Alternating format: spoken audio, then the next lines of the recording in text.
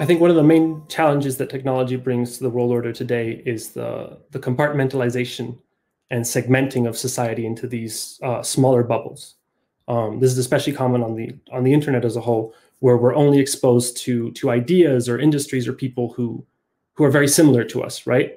So in the political realm, this is, for example, that you're only exposed to people who share your politics and share your views, when a lot of the time we might benefit a lot more from conversing with people who are perhaps more critical and would challenge us more. And I think this applies as well in the economy, where we interact with people who are from similar industries to us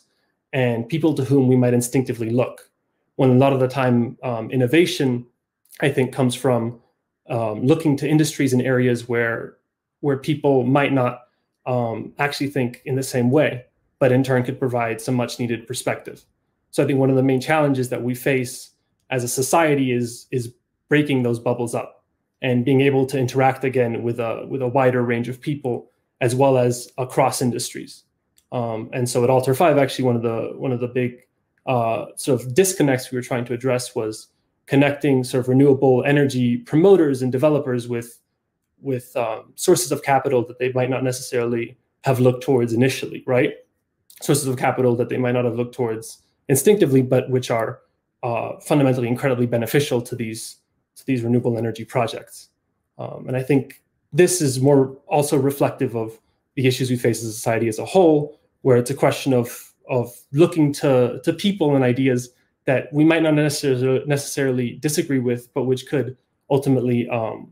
help us further strengthen our own ideas and rethink how we view the world. And I think the EU also has a big part to play in this, both as a regulatory body in terms of regulating how much social media companies especially can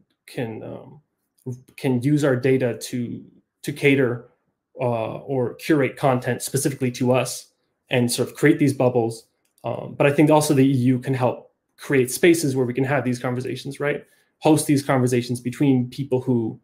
might not necessarily agree or who might not instinctively look towards each other for thoughts on their own industry, but who could ultimately be incredibly beneficial in the long term.